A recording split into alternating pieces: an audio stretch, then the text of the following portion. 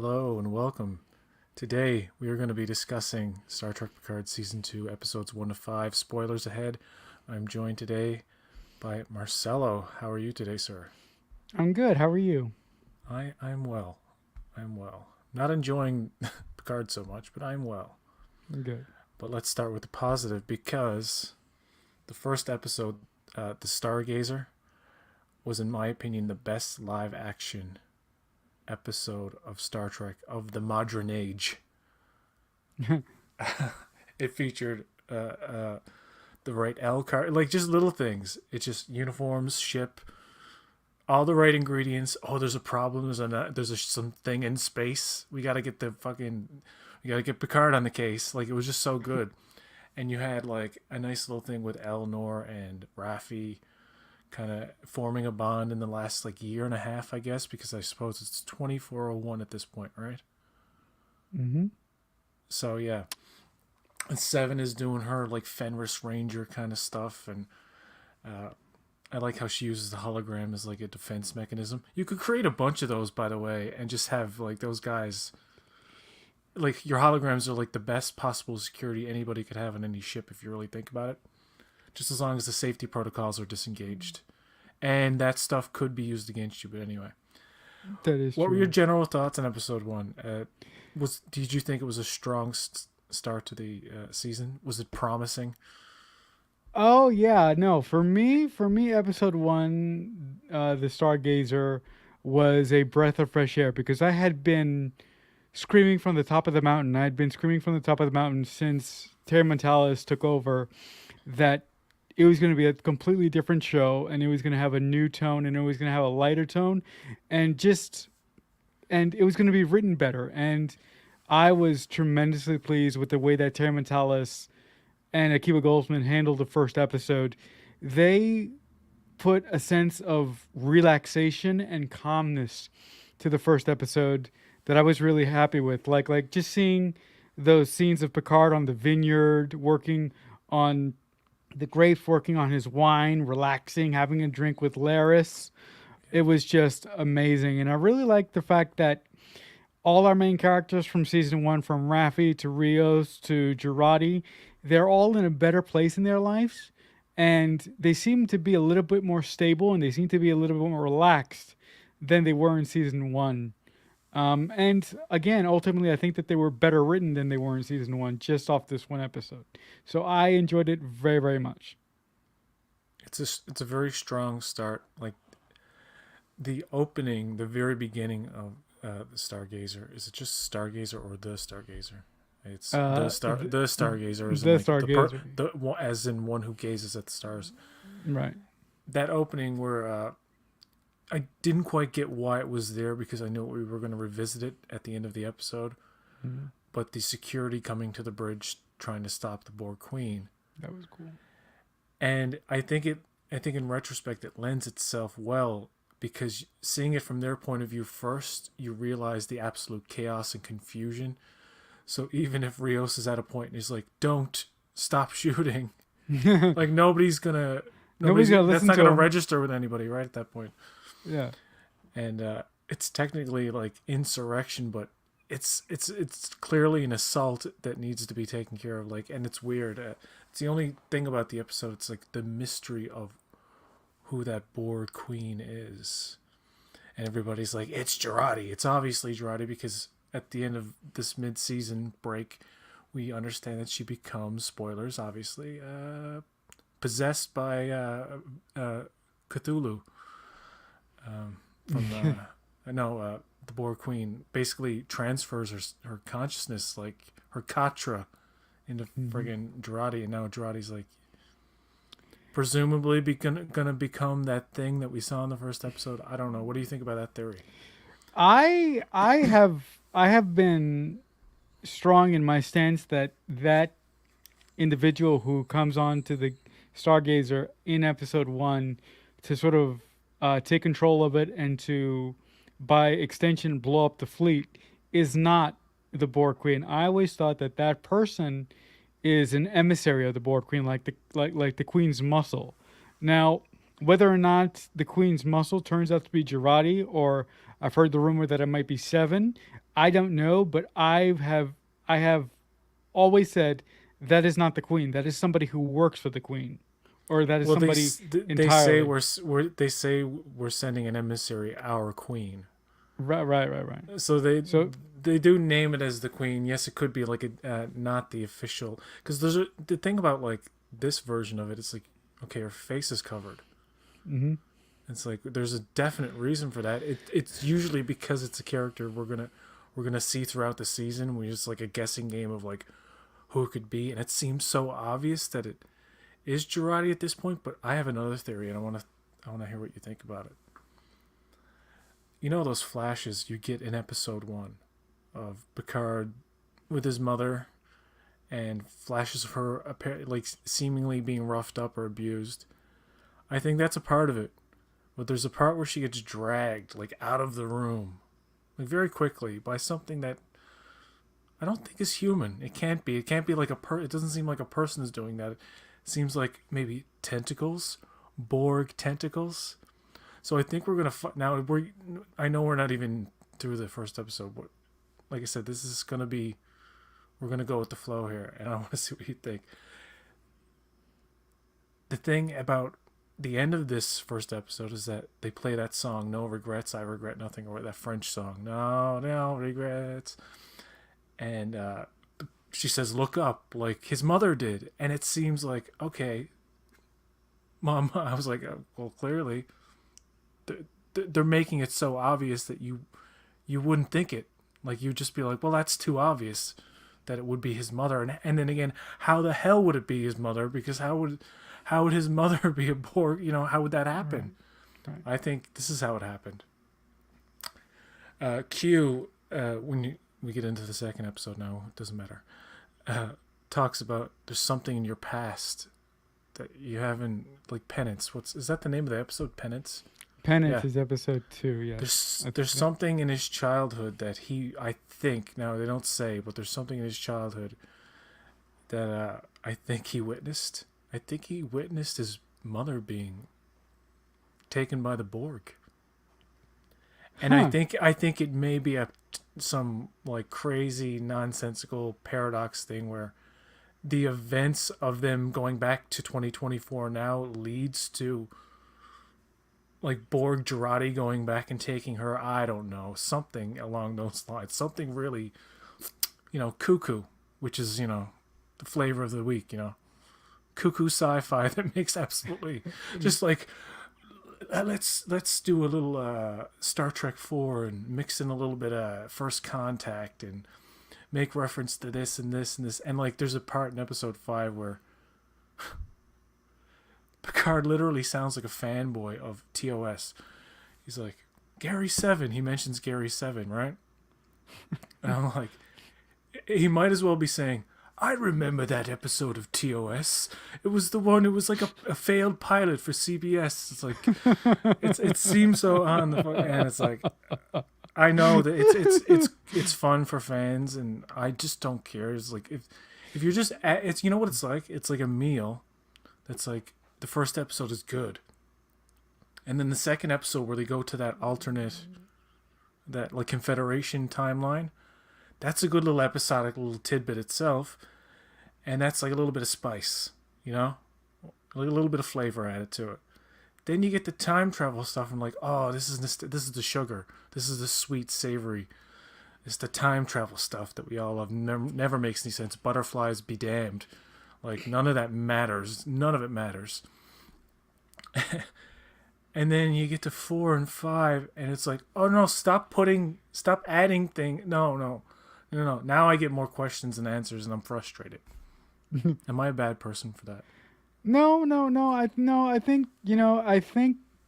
Look, I really love the first 2 episodes, and the episode where I don't think we've touched on it yet, but I really love the first 2 episodes. But I do feel that once they get into the alternate timeline, certain storylines I really have no interest in, and it really slows the hell down. like like like that like that whole storyline of Rios being arrested by ICE really pisses me off because I feel that it's overly political and it doesn't have to be. I don't understand why they would stick. I mean, I understand why they would stick this into current Star Trek because current Star Trek these days is really forward thinking and they really want to make a point. But to me, that is unnecessary and that doesn't have to be there. Like it's just a giant waste of time. It's like Terra Mentalis and Akiba Goldsman hitting me over the head with politics that I don't necessarily want to watch right now. I know where you're coming from, like the politics of it, but where as a Canadian who's like kind of an outsider looking at the American experience, Right. even to me, it seems like so on the nose. Like two things that stand out: the Guinan stuff. It's like, okay, we meet a younger version of Guinan. I thought it was smart to recast. Doesn't feel like Guinan. I understand the situation she's in. She's upset. She's frustrated and angry and all this.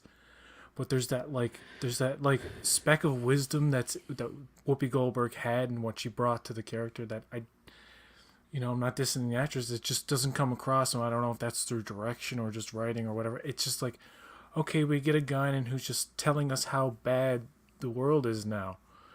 And it's like I get it, but I'm looking for fun and adventure, and this is like you're telling me things I already know. How about a little bit of hope and a little bit of optimism? Like even though it's a huge butterfly, like when Seven beams in and the little girl's like, "Are you a superhero?" My instant thought was that's stupid, but right after I was like, it's kind of fun and cute. Like it's fun, and it's like the guy with on the bus from Star Trek 4. Yeah. Don't talk about Guinan can't remember Picard from Time Zero because the future hasn't changed yet. That's all complete bullshit.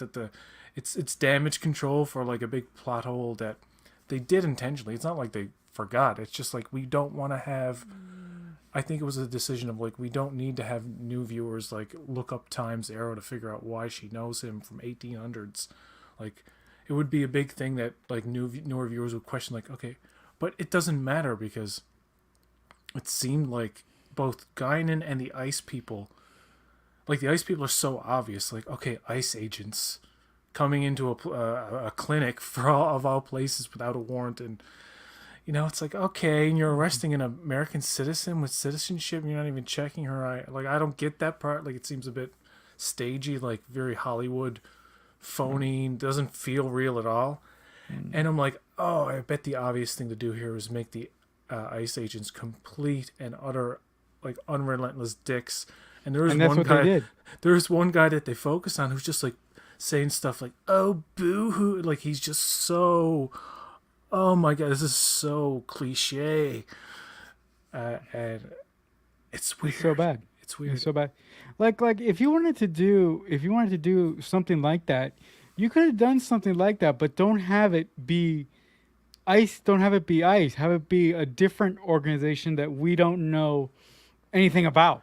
I don't object to the fact that somehow Rios, an undocumented, gets mixed up in the deportation thing, and making a point about that in the story and stuff is, it's fine, but it's the cartoonish nature Right. of the bad guys. And like there's another scene where Rafi is walking through the homeless encampment, and the guy pulls a gun on her, and it's like, even that seems like really in the middle of it's just so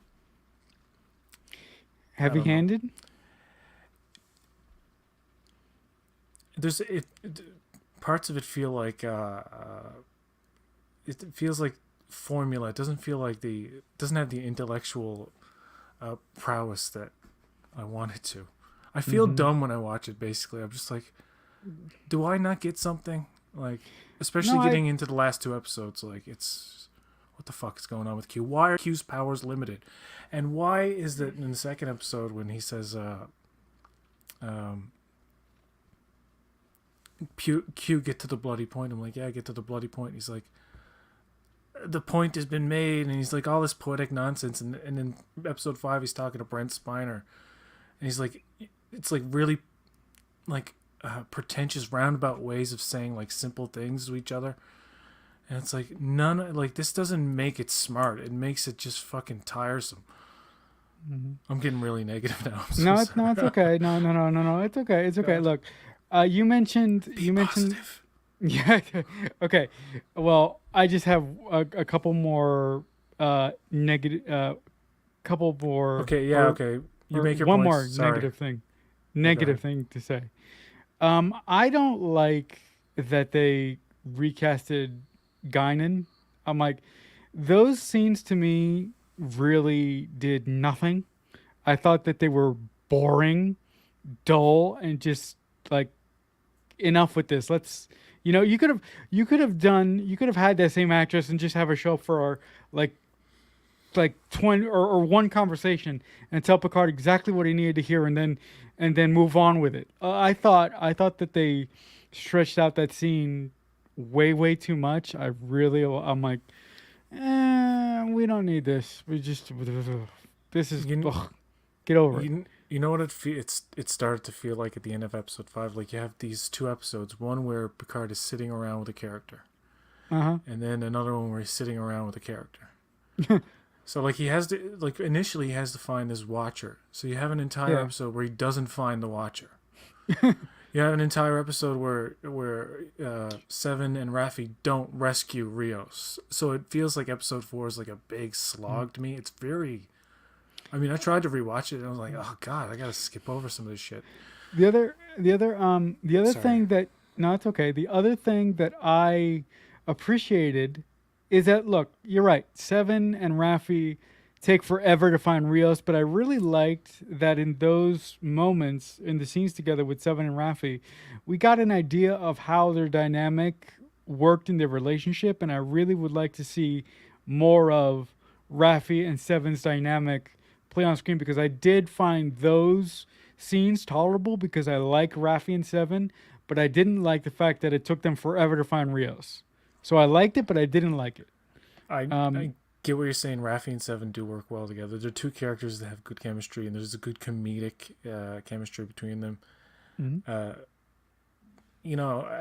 I like the little chase scene. Right. It's funny that Raffi's like the rebel, and Seven's like the one who's always trying to like rein her in. He's like making sarcastic remarks to her and stuff. It's like, Yeah. you never know you were so angry or something like that. Right. So that's fun. Yeah, it just takes a while. I would want to watch this show like I can't. It's not becoming as fun to watch it weekly because it's just them getting to a thing that I know is going to take too long. Do you think? Do you I think don't that care. Do you think that the show will be better for you on like on a binge watch when it's all done? Yes, Because you can just go right through. yeah. It's like the mystery box. It's a thing that is going to be like they're going to be in 2024 for the whole season, I think, and then it's going to be revealed somehow that either Girardi is the Borg Queen or Picard's mother somehow, whatever, or something else entirely. And the last episode is going to be back. It's going to be a chance for Picard. I bet you that Q or whatever is going to get. Q's going to somehow get all of his fucking powers back, right? And he's going to be like, none of this mattered anyway, so here you are back in the spot right before you died, right? I think This time Picard has to tell Rios and reassure Rios and everybody else, let them in. Like, don't resist, because then it'll look like they'll have to do, like, that's what it's going to be. It's like they were there peacefully, but because of the resistance, they had to get the power that they needed by force. So Picard's he's going to be the very last episode. I bet Picard's going to be put back into that situation. He's like, Rios, just let her in, like, and actually have the Queen talk to Picard in private, like they originally wanted, and then the face thing's going to come off, and he's going to be like, oh, maman, Yeah. And it's going to be this huge emotional fucked up thing where it's going to be like 90 fucking year old Picard and 20, 30 odd year old mother who's all like Borgified. Yeah. I actually think that this situation isn't going to be concluded fully. Calm down. I I think that this situation isn't going to be completed. Calm down. That's why I said it. Calm down. I think I think that this situation isn't going to be solved completely at the end of season two. I think there's going to be a point to. I think there's going to be things that they accomplish in this season, but I think that this overall storyline is going to thread through season three, and I think this whole thing is bigger than we think it is, because I think it's going to conclude in the season three finale, which would essentially be the series finale of Picard. Yeah. Um, yeah. Could be. The other, Could be. yeah, the other theory that I have that nobody seems to share for some reason is I think that the reason that Q is so fucked up and the reason that his powers are so like they sometimes they work and sometimes they don't, and the reason why he seems so sick is because I believe that the Q continuum is gone. I believe that somebody killed the Q continuum, and as a result of the Q continuum being gone, like the Q continuum provides mental balance for the Qs in the continuum, and without the continuum, they start losing their minds, and they start doing mischievous shit. So that's my theory that somehow the Q continuum got fucked up. You know what? If keeping that theory in mind, in Discovery, we know that by the 32nd century, they haven't been in contact with the Q for many centuries, right? Mm-hmm. Mm-hmm. So that checks out. And here's another thing that lends credence to that theory is in the Confederation timeline. When you see Q, he's all powerful. He can snap and do it all, and he doesn't have a problem, right? Right. I think that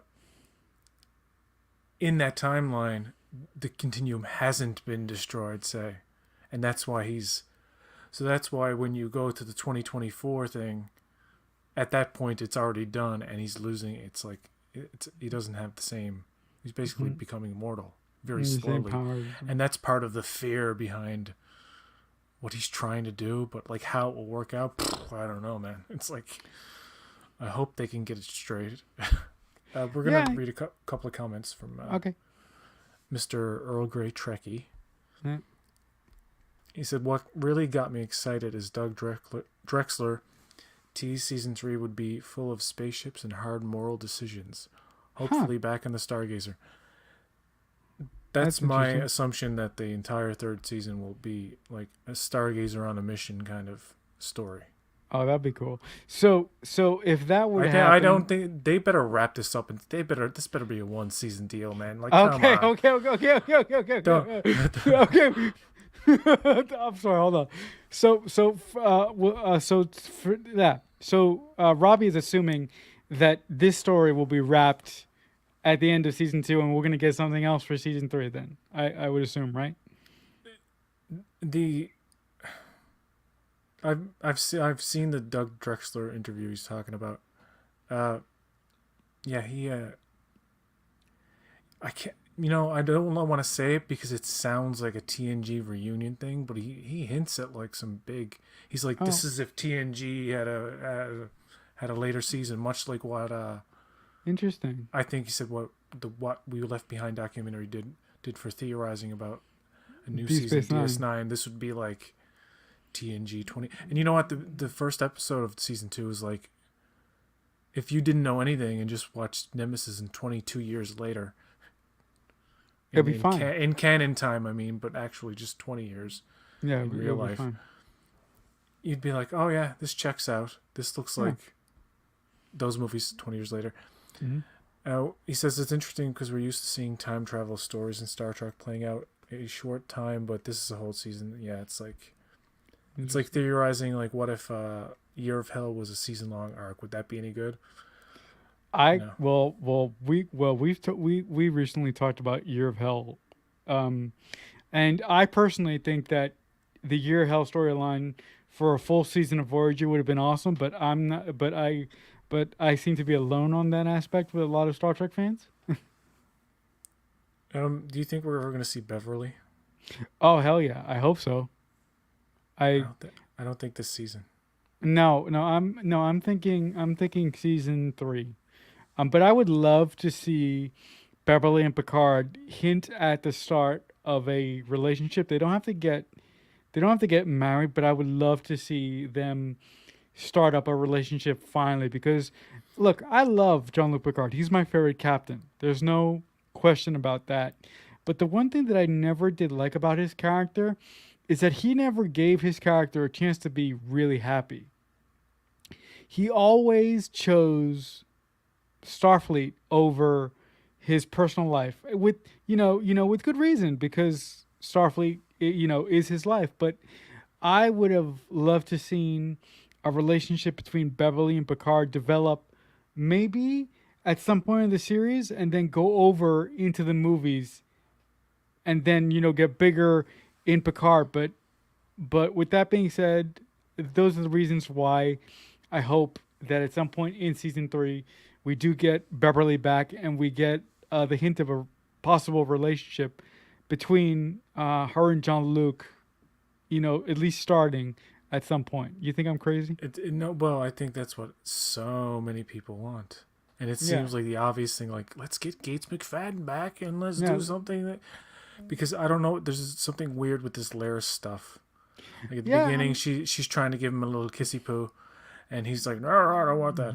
And, get away from me. I Get don't like away girls. from me. I was only in love with Data. Yeah. That was another.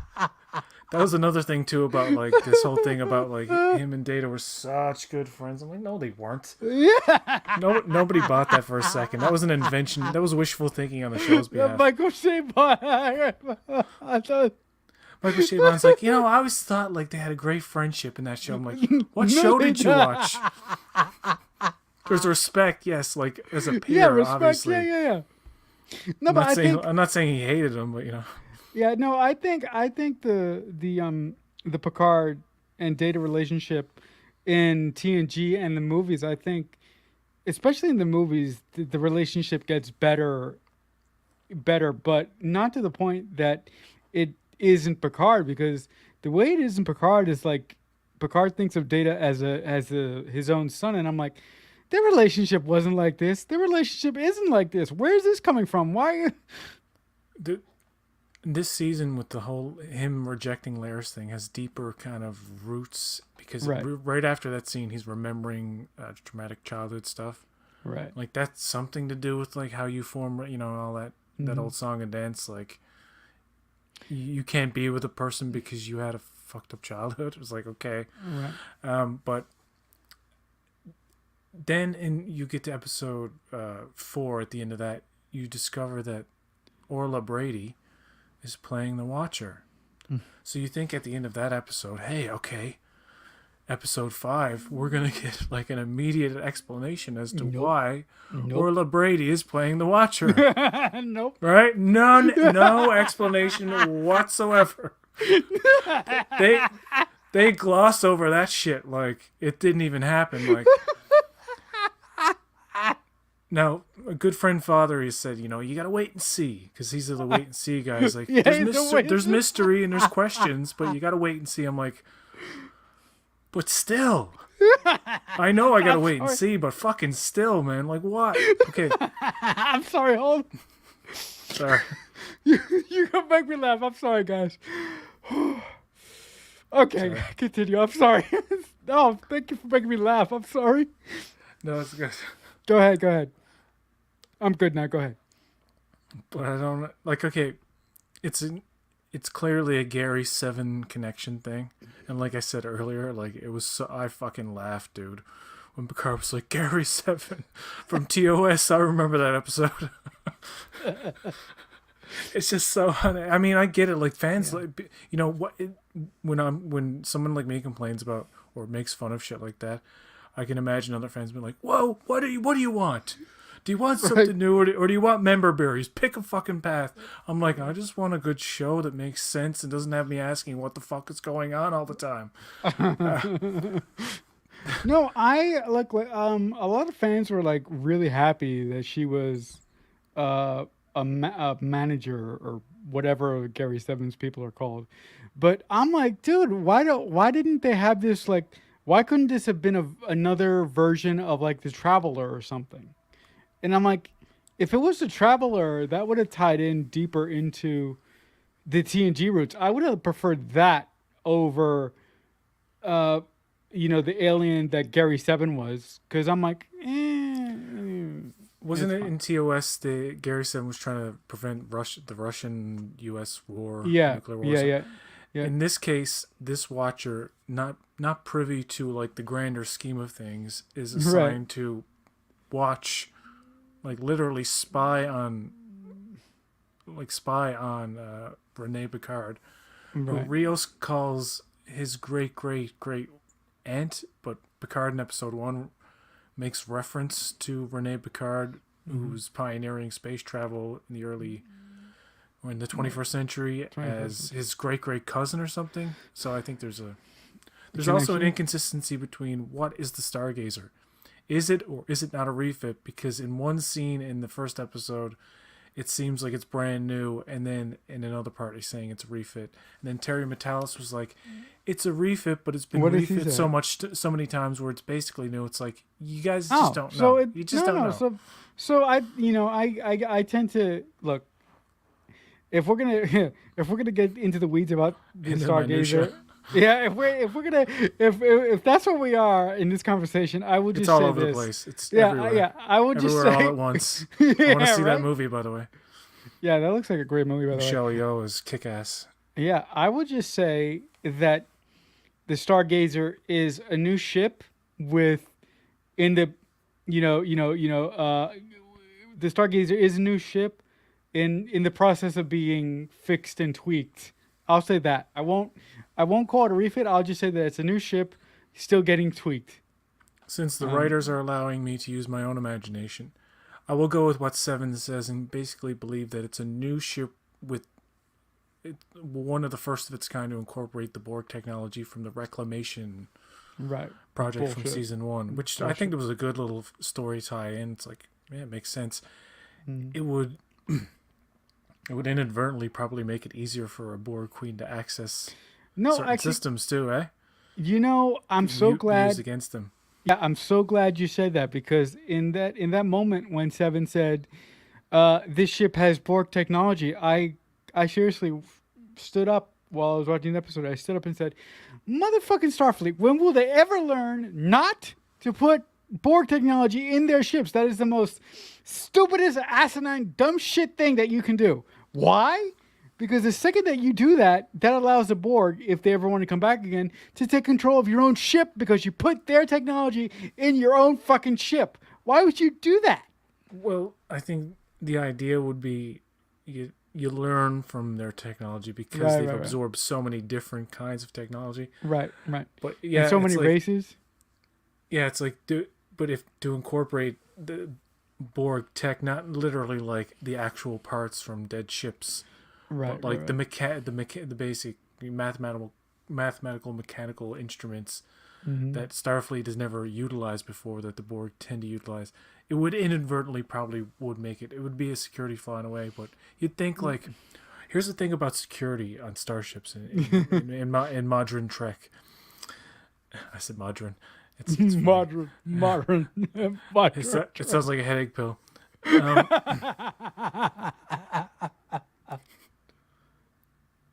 what was I saying? Oh yeah. Here's the thing. Here's the thing about no. You were saying. Here's the thing about security of modern Trek. Oh yeah.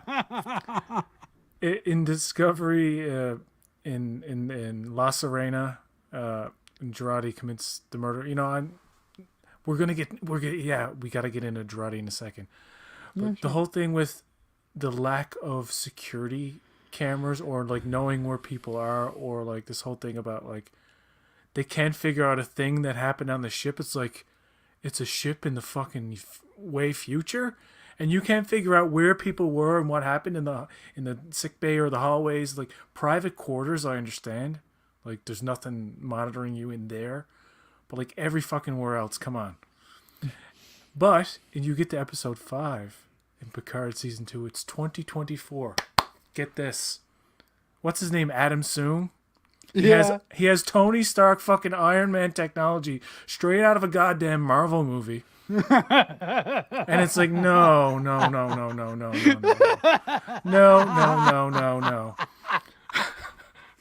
It's so stupid. It just took me right out of it. I'm like, and I thought for a second, I said, okay, somewhere it's going to be revealed that Q has been supplying him like future technology, or something is going to account for his future tech.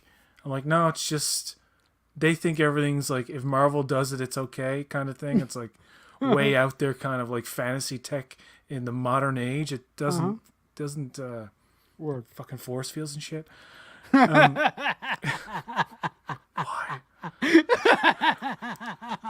I'm sorry. To it, and it's funny. It's a gag now that Brent Spiner has played like Different 17 different versions of his own relatives, and they all look exactly the fucking same. Yeah, I'm sorry. That's funny. I like how sassy he is toward Q. He's like, you fucking crackpot or something. Like he's really like in your face. Yeah. It's like I take it as shit. But get to the point. Stop talking all poetic. Yeah. And Q's like fucking quoting Shakespeare or something. You're like, get to the point, man. Get to the point. I didn't read fucking Shakespeare. I don't know what's a Shakespeare play that's not obvious. Midsummer's Night Dream. Or something. I don't know what Puck said in fucking scene 12. Like, I have no idea. I don't know. I literally don't know what he said. I can't remember. It's a gobbledygook to me. Like some of these lines where people are like, it's these roundabout ways of saying simple things, which I'm guilty of myself. But I mean, look. When it comes to the technology that Sung uses, or whoever the fuck he's supposed to be now, to protect his daughter, Soji. Corey. Yeah, whatever her name is. Well, it's Corey. Soji. It's spelled Kore. It's pronounced Corey. Yeah, Corey. it's a way to bring Issa Briones back. And it's a good connection to where, like, okay, the painting that Data painted is based on an actual ancestor, right? Mm-hmm, mm-hmm. But yeah. The use of the Tony Stark technology shit didn't really bug me that much. I just said, okay, we're doing this. I accept it, whatever. But I really liked seeing Brett Spiner back again playing another. Admittedly, it's stupid at this point. The man has played like 1,000 different relatives of him, of his creator. But I really liked the scene between Brent Spiner and Q. Q is talking in all roundabout ways, and he never gets to the point. But I like that. I just thought it was fine. It was fun. It's in character, but I noticed like this time he's dialed up to 11. Like he's way more aloof than he usually is. Mm-hmm. Like it's okay. I'm wondering what he needs Adam to do. Okay, so the Watcher is there to protect Rene Picard, who is an astronaut who is going to go to Europa, and apparently, somehow, this is not a. By the way, this Europa mission is not feasible. So this is where you have to completely suspend disbelief in terms of this is not 2 years from now. There's eugenics stuff they reference. The eugenics wars are kind of referenced in this. I don't know if they're talking about the wars themselves. They're talking about soon experimenting on soldiers and stuff. So like all of this stuff that is not possible even 2 years from now. I mean, in 2024, you're not thinking like he has that tech. You're not thinking that there's going to be a one person, by the way, not a crew, like a single person is going to Nope. go up there like that. Man, I was like, what? Nope. Nope. Where's her co-pilot? Like, Nope. it's like, no, it's all on you. And I'm thinking, Nope. no fucking wonder this woman needs therapy. You're putting literally billions and billions and like this huge project on this single person's shoulders. Like that to me is a story point. I don't know if they're gonna come back later and say, oh, here's her co-pilot and stuff. Okay, fine. Oh, they better. But in this simulation, like it's just her. I'm like, this is how it's gonna go. Like it's just gonna be her going to apparently discovering something, and this has to happen. Oh no. When That's not believable. no Sorry. no no no, it's okay. I'm sorry. When I saw that, I was like, okay, this is just a simulation, right? Because when she actually does it, there are going to be other people there, right? She cannot do this by herself. It's impossible to do that. That's where I call bullshit. Like yourself, I was like, this is bullshit. So I do hope, like you just said, when she does it for real, she better have people, because yeah, if not, that's ridiculous. There's a weird part in episode 5 where remember, it's all over the place, folks. Where they're releasing the prisoners off of the bus.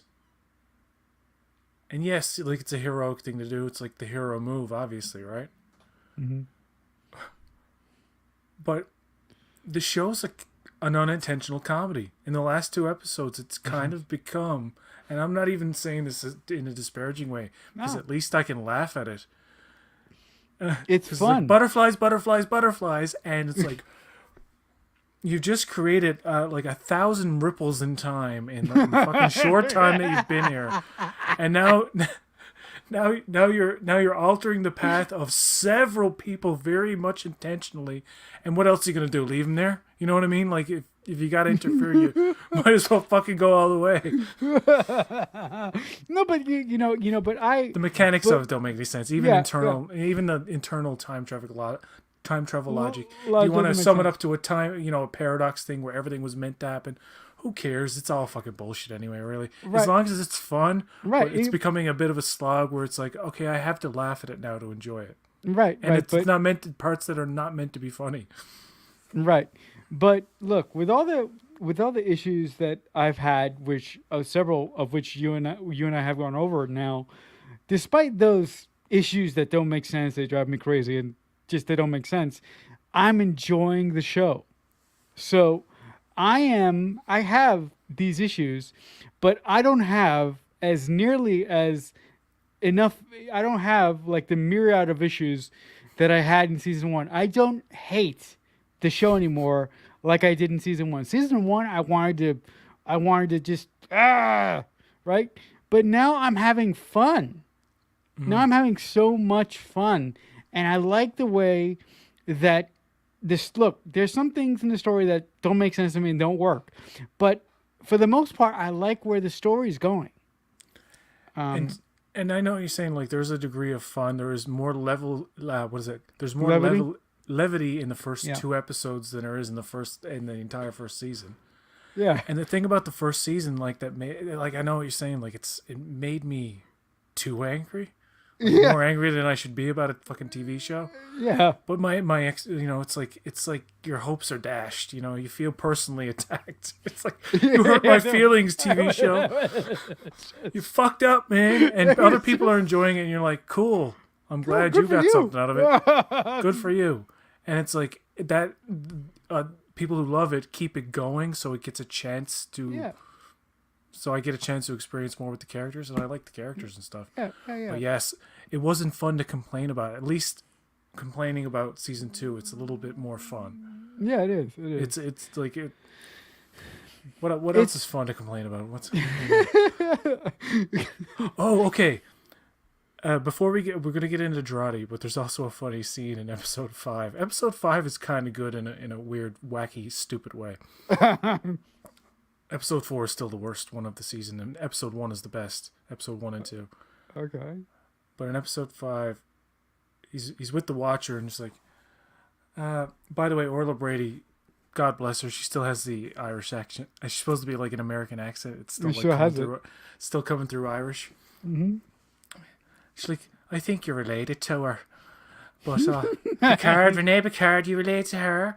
No, that's a really bad. That's bad. Sorry. Don't do that. You gotta make She doesn't sound like that at all.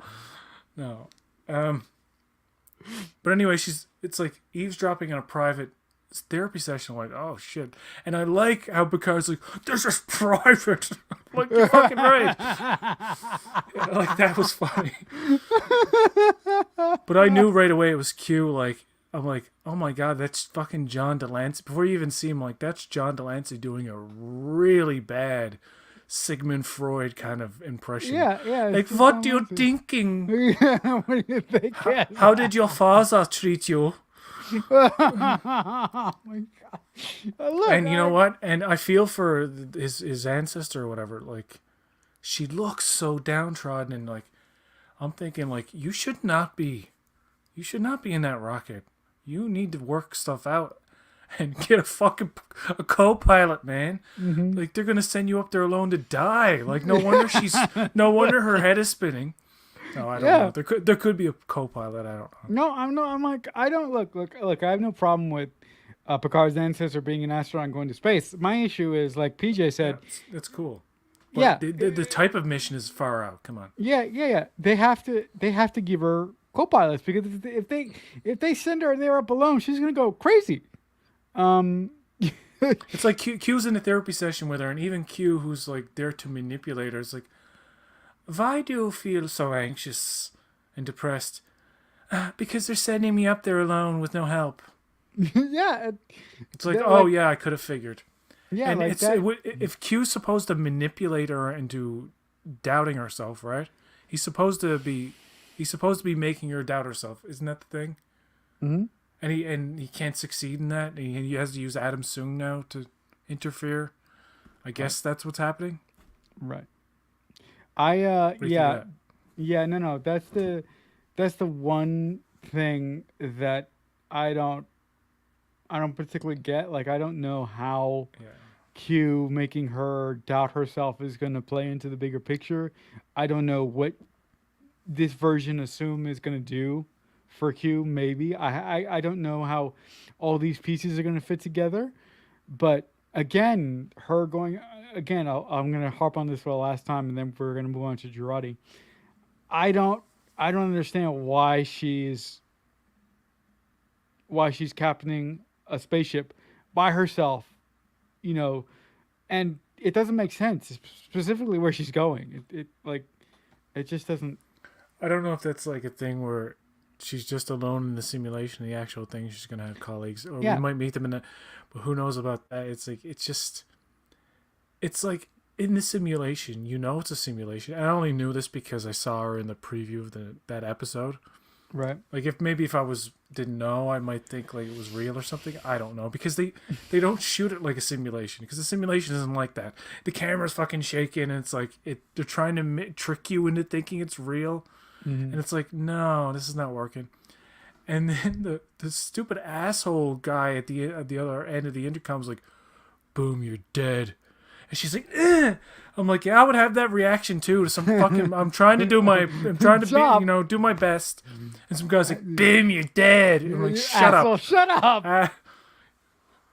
I know, like, they probably have a good rapport and it's only joking, but still, it's like putting too much pressure on this girl. Yeah, right. Yeah, look, that's a really with the Picard ancestor thing and her flying the ship by herself. It's very, very minor nitpick. Like I said, I think that I've enjoyed these first 5 episodes a little bit more than you have. But with that being said, I do see your complaints, and I do acknowledge that they don't work. But I'm a little bit more forgiving of these issues than it seems you are.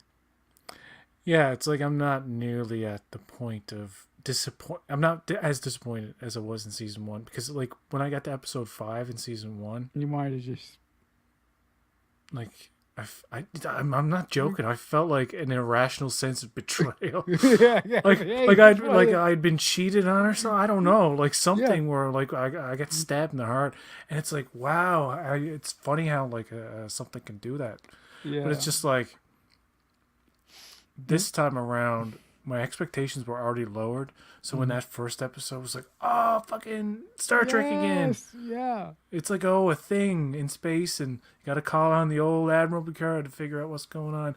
Ooh, yeah. it ends in a very fucking cool cliffhangery kind of way. By the way, going back right before Girardi, I want to talk about those skulls, man. Some hardcore shit. Yeah, I when Picard stepped into the place where he has like his trophy room and you see all the skulls, I lost my shit when the camera panned over to and we see Ducat's skull. I was like, "This is awesome!" And you see like Spock's father's skull. And I'm like, "Oh my god, this is awesome!" I love that so much. I thought that was so cool of Trey Metalis to do. I thought it was awesome. What did you think? It it was. I know some people complain like, okay, you started out with this world that we've always wanted to see in a Trek show for years and years and years. Post Nemesis on a fucking starship. Not the Enterprise, okay, sure, but it's a Stargazer. That's a Yeah. familiar thing. Rios is the captain. It's all great. It seems like a world you want to stay in, Mhm. and then you have to accept that's not where the season is going. Nope. And it gives you a fun episode with the Confederation stuff. It's like a mirror version. It's like a mirrorverse kind of episode, but not actually the mirror universe. It's like a way of doing that, but not. You know what I mean? Yeah. So it's like a bad place. The Borg Queen, when she becomes lucid, I'm like, I don't like this. I don't like this. She Okay. like she's oh god, I feel so awkward because like Really? actors are just doing their job and getting paid. Yeah. But like it's just over the top. She And doesn't work just for you? so theatrical, and her head's always bobbing, and she's always like, and this thing with her and Girardi, like it's like a pimp trying to turn a hoe out. Forgive me for saying that. It really is. It's this it's this it's this blatant grooming that she's doing where she's you'll always be alone in every permutation. You're nothing to spit on you. It's that vein of like an abusive relationship where all the bad person can do is just say you're worthless, you're alone, you're nothing, you need me, I'm the only thing that makes you complete. Like it's very fucking like, oh my god, this is like Ike and Tina Turner. But, I'm sorry, I'm not making light of that. I don't know. I mean to make light of that, but it is like it is reminiscent of it's a verbally abusive relationship. Right. You know Yeah. what I Yeah. mean? Yeah. It's Yeah, a psychologically abusive one. Right. I am I totally feel on the bad for Girardi too, by the way. Sorry, go ahead. yes. I am on the opposite side of the spectrum where you are. I really like the performance of the actress who is doing the Borg Queen, and the reason why I like the way that she's doing the performance is that previous Borg Queens were somewhat off, and they were somewhat almost too robotic for my taste, and I really like that this version of the Borg Queen is a little bit more sympathetic and it shows a little bit more emotion. Now, granted, it could be false emotion to get to Girardi and to get to her and to, manipulate her into doing what she wants eventually. But I love the fact that she or the actress who's playing the Borg Queen has given a more emotional tinge to the Borg Queen and the way that she speaks and the way that she manipulates Girardi into getting her angry and sort of spits on her and insults her, like you said. Well, just to be clear, she doesn't actually spit on her. Yeah, she is. Yeah. She doesn't. She doesn't metaphorically. Yeah, she doesn't actually spit, but metaphorically, I really like the way that relationship has developed so far, and I can't wait to see where it goes. They've acknowledged, and I think even the actress has acknowledged, this is a different kind of thing than what's been seen before. Right. Picard at one point says different leopard same spots or something, indicating that this is like pretty much the Borg Queen we've seen in Voyager and First Contact, which doesn't. I don't To know me. about that. I don't know It about seems that. like, because at one point Seven says she's a typical Borg Queen, like there's not just one kind of thing. Mm-hmm. And so far in canon, we've seen 3 different kinds. We've seen the Alice Krieg Voyager version, which was another actress did it in the middle, and then Krieg picked it up in Came the back. end. Yeah. In Endgame. Yeah. Now then you have the one we saw in the first episode, and then this one, which is from the Confederation timeline. Right. It's like, okay, I think somebody I know pointed, it might have been Father. It's weird how like she's so catty and so insulting and such a fucking such a Debbie Downer, like I'm being right now. I love it. I love. But it's like, It doesn't make don't sense, but I love it. you don't trust me. Trust me. It's like you know what I think would have been more clever, and I'm not a writer, so just bear with me. Sure. If instead of the Borg Queen being a total like twat, basically, like just a really mean piece of shit, just a mean woman. Well, not even a woman, it's just an artificial thing. It's just a mean robot, a mean Borg. It's just she's so fucking mean, and she's playing on every little insecurity Girardi has because there was that connection. I like the whole fact that there was a connection in between, but I don't know. I would have liked, not in a sexual way, but a more seductive approach where it's not like, I'm going to destroy your self-esteem to the point where you come up close to my hands right before I die, and like that's right. Like Girardi wants it at that point. I'm not confused about like why Girardi. It's like, okay, I guess because we need you, and you would have killed that man, and like the whole point is the Borg Queen wants to get the hell out of there through somebody, and she wants it to be Girardi if anybody. So I get the motivation. I just like somebody could have told the Borg Queen, you attract more flies with honey than vinegar, and if it was more of a thing where like the Borg Queen needs to be there to help them, that's all established, right?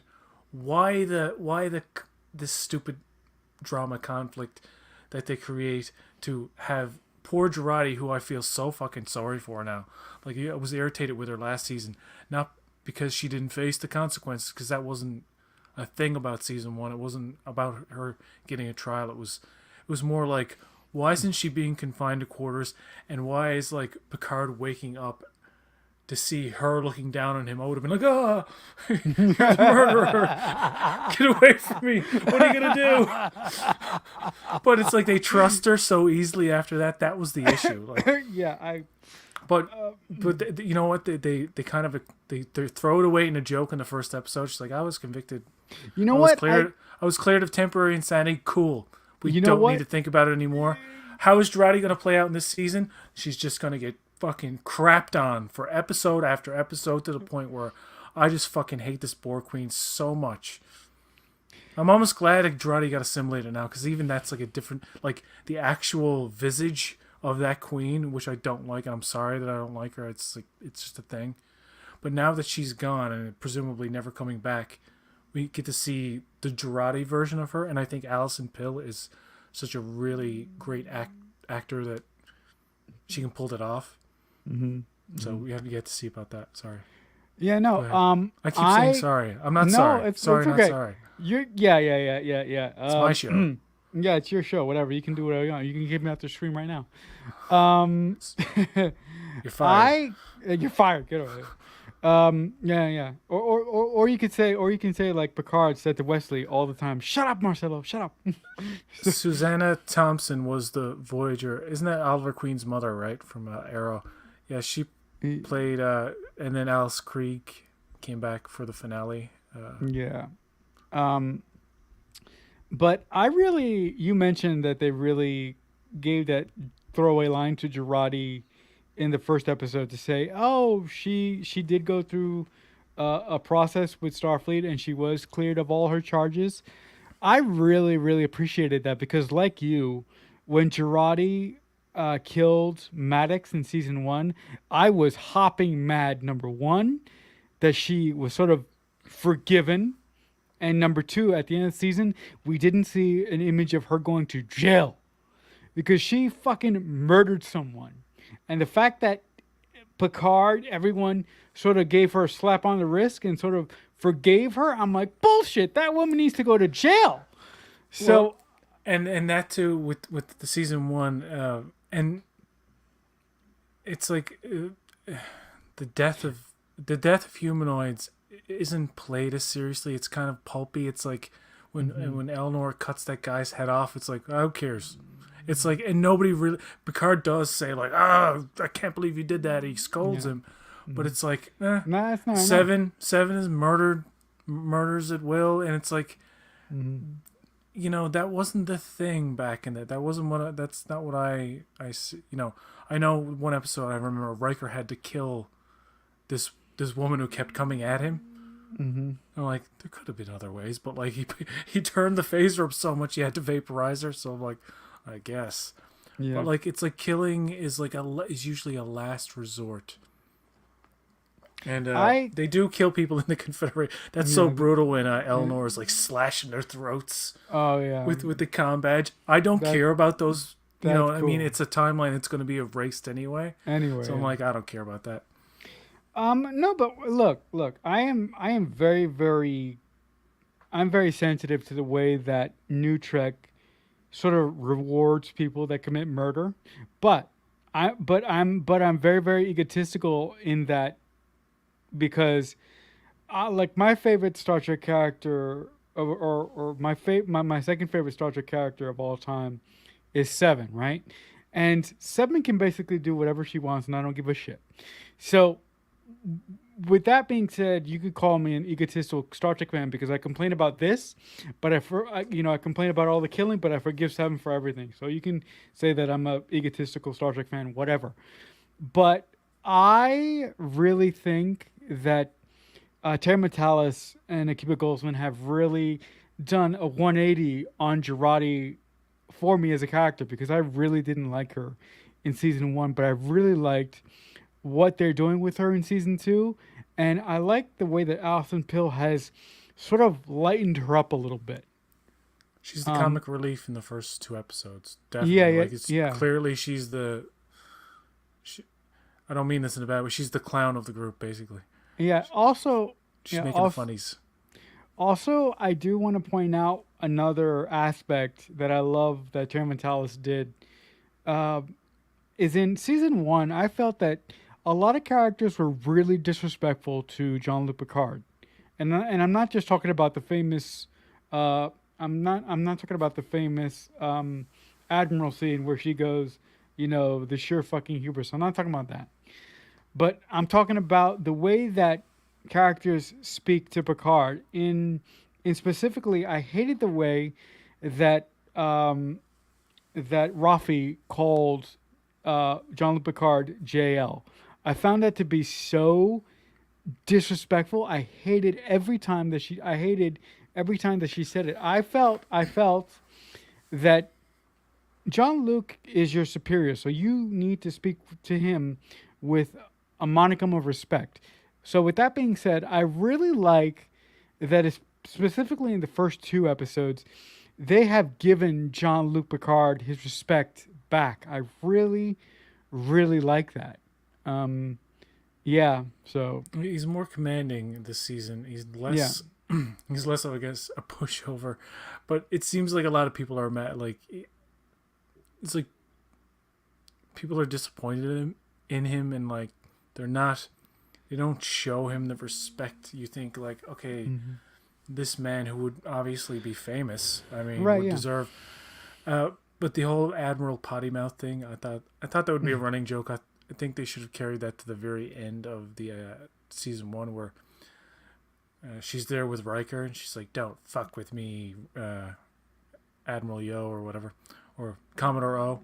Yeah, Commodore O. There is one F-bomb so far where Brent Spiner says fucking. Oh yeah. No, And but I think that was very natural. None of the swearing seems very forced this season. yeah, no, but in season one, the swearing really seemed out of place. Like like the famous line, the sure fucking hubris line said by Admiral Clancy.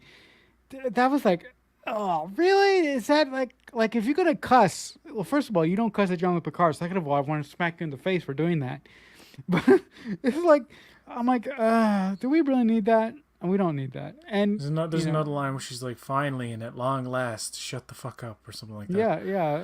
That was funny. That second one was funny, where she's like, "Shut the fuck up," because she was gonna Irritated. give him everything he needed, and he was Yeah. kind of like he was pre complaining Yeah, that he wasn't gonna get what he was gonna get. But anyway, what he wanted, yeah. but she's like, "Shut the fuck up! You're getting what you're getting. We're Also- helping you. Don't worry." Also, I'm really happy that Issa Briones is actually back in the show now, because she was away for a while, and I wasn't really sure if she was going to come back at all. So I was really happy that she did come back. She's like what the Bubble Boy was, the old John Travolta movie, or the Seinfeld episode, Yeah. or the Jake Gyllenhaal remake of that. Yeah. Yeah, but I think the thing of the sunlight burning her, like, it seems such an extreme, almost like an alien disease. Like, I'm sure like there's something like it, and there's things that are similar, but that extreme, it's like, okay. Yeah. Earl Grey Trekkie says, "I wonder if Elwynor and Soji are in this season less so that the writers can balance out all the characters." Probably. Could be a budget thing too. Like, they can't pay as many people to be. There's a weird part where they get off the bus. They're releasing all the detainees, and you see Elnor, right? It's like, I felt like they went a little too long with that illusion, where you think you see somebody, and like they actually have the actor there, like, and then they turn around, it's a different person. Right. Like that old trope, that's been done before, right? Mm-hmm. But they give him a few extra seconds that ruins it. It's like, yes, you think it's Elnor. She's like, "Hey, who are you?" Even when he turns around to look at Rafi, he's still the guy, Yeah. the Elnor actor. I forget his name. I'm sorry. Yeah, I don't know. I can't remember. And then like it's a cut to like the real guy, and I'm like, that was very jarring. But anyway, I'm complaining too much. No, that's fine. It is. There is more levity. Levity. There's a general sense of fun. It's to a point now where I'm like, I guess I don't care if nothing makes any sense, because it won't. It's fun. Because it's what can you give me that's gonna make me smile and laugh? Basically, I don't need to see Guinan. I don't need reference after reference to the Trek that has come before. I recognize that story elements borrow from like the best Trek. Even First Contact, it doesn't make it's a great movie. I love it. It's fucking awesome. But if you really think about it, you're like, why don't the Borg just keep trying? That's a simple like plot thing that with time travel is like, these people who want to go back and change everything, why don't they keep trying? Who's stopping them? And who are the temporal people? And then you have a whole thing, a whole society of temporal police who have to fucking figure everything out. Janeway, it's like, ugh. Just don't even think about it. Yeah. I wanted to say about the Watcher. The reason, if I want to like do some headcanon gymnastics, the reason why I think she looks like Orla Brady, or why Orla Brady is playing her, is that Laris herself, and perhaps even Zhaban, have always been have always been Watchers. That is a really interesting theory. I don't think you're the first person that I've heard say that, but that is a really interesting theory, and that would be a way to sort of make them more important and take something from season one that actually worked. Sorry. Yeah. That would be really, really interesting if that was. It's like Zhaban didn't die; he just went back to his time or something. I don't know. Yeah. That would be really interesting to see if they do that and to see if how they execute that if that Fury ND comes through. I originally thought at the end, when everything was said and done, everything was resolved, if that's what they intend to do, I hope they don't carry it over as a cliffhanger or something. But if everything gets resolved, he would go back to Laris and be like, "I want to be with you," and she'll either say yes or no. But now I think it's going to be, "Laris, you've been watching me the whole time," and she's like, "Yes. Part of my job was to watch your family for 400 years for whatever reason, but I couldn't stop your mother from being assimilated." Yeah, No, that's not I could good. No. I could watch I I could only watch so much. Yeah, Family yeah. Feud was on at the time. Yeah, that's funny.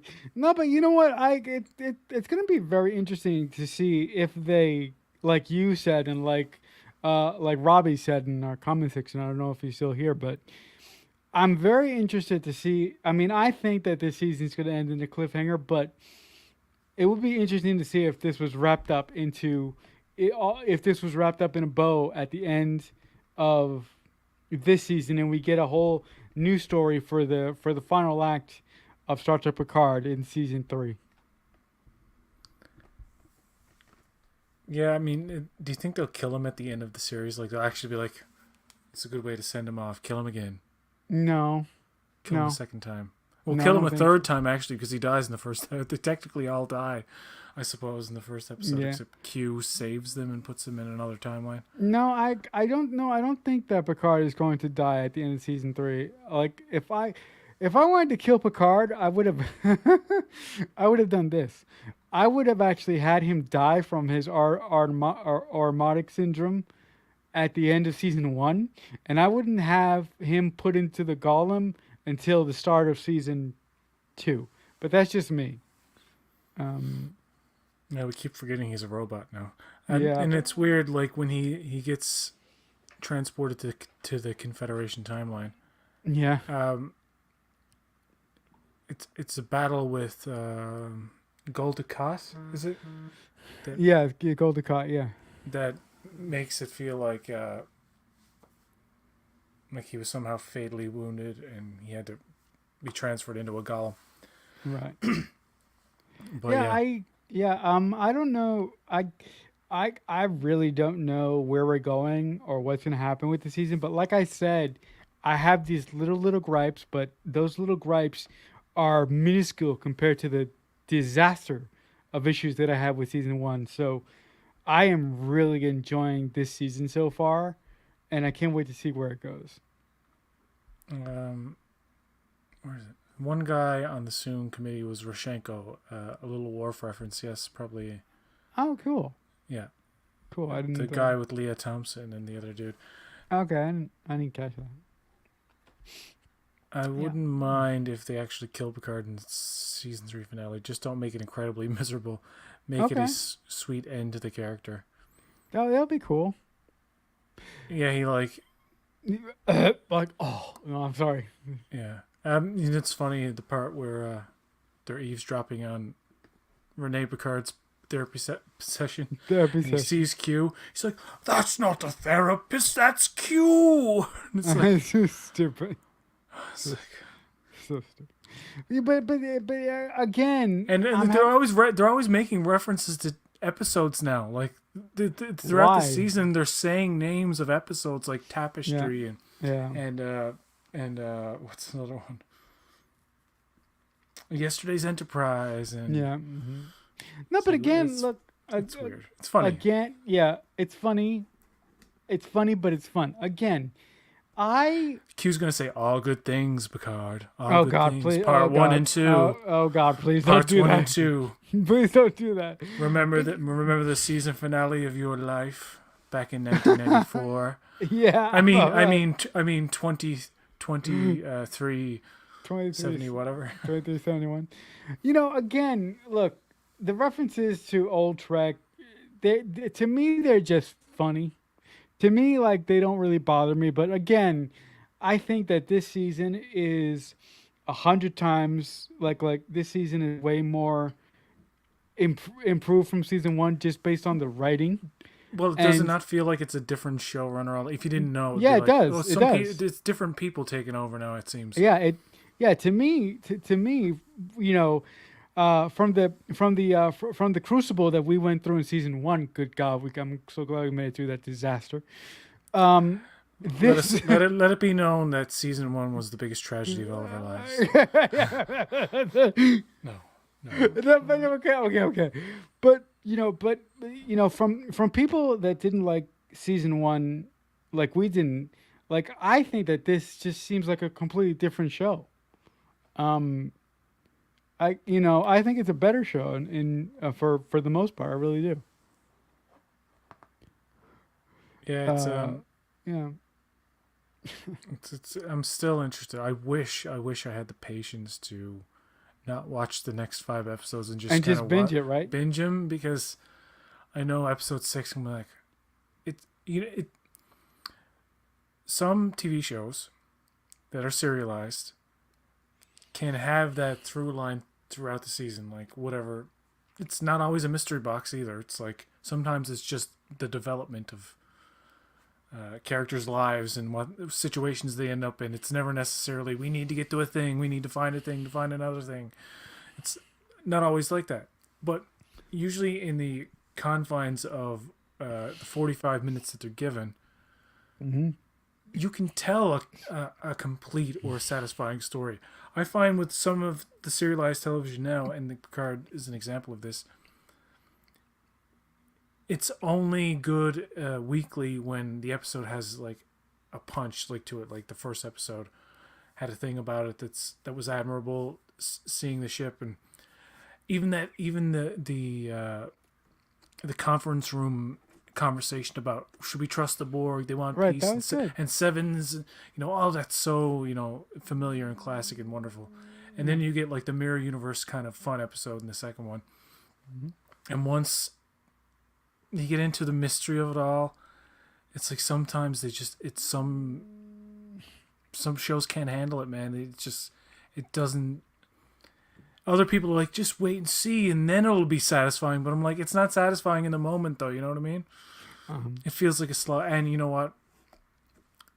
It seems like I know it's complaining about a TV show, and it's not fine. even that serious. It's not like I fucking hate this. It's just It's not like season one. it's where you wanted more to kill someone. it's more like this anxiety about like, well, it has to get better, right? It can't. This is like because 3 episodes out of 5 Fuck. I like the first 4 episodes of Yeah. the first season. Oh, yeah. Look how that turned out. But see, I don't want to be. I'm trying so hard not to be Yeah, in a negative mind space. but it's But not. I can't help it. I can't help it. I'm sorry. Yeah, no, but look. I can guarantee you that this season. I'm not going to guarantee you, but I can guarantee it. No, I'm not going to do that. I'm not going to do that. But I'm pretty sure. Look, that's what I'll say. I'm pretty sure that Terry Metalis is not going to let you down in the way that Michael Chabon made you want to, break your television in season 1. I'm pretty positive that he's not going to let you down. The scene where Q is revealed to be the therapist could be a perfect audition for Patrick Stewart for the part of Professor Farnsworth from Futurama. Good news, everybody. Yeah. Why you're not the real therapist? Like I said, I mean, I could be completely wrong, but I don't think you're going to be disappointed. I don't think that your faith is going to be destroyed like it was in season 1. I'll just say that. No, and I am sometimes reminded by people, hey, if you don't like a thing, there's 4 or 5 other things in that same franchise that you can pick from. Yeah. And I gotta say, man, animation is kicking live action's ass right now. Not by a huge degree. Like, oh, live action is crap and animation is great. It's just, I don't know. I don't know if it's the creative freedom or what. I mean, for my money, my favorite live action new Trek, at least at this point, my favorite new Trek, at least at this point, is Lower Decks, because as I've said on countless other streams, my favorite iteration of Star Trek is TNG, and Lower Decks is soaked in the TNG era, and I just love it so much. Um, but to here's something I've said before on various other occasions: if you don't like iteration of Star Trek, there's so much of it now to where it's like ice cream. If you don't like this flavor, there's this flavor, or there's this flavor. So there's so much of it now that you can find a Star Trek, a new Star Trek, an old Star Trek that you love, and you can just enjoy that. Yeah. So, yeah. It's no time to argue about time. We don't have the time. Yeah. So, Ruben says have a great show. Well, we're gonna wrap up here now. we've been here for a while, Ruben.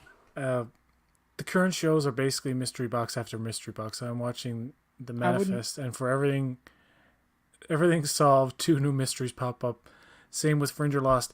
No, I wouldn't agree with that.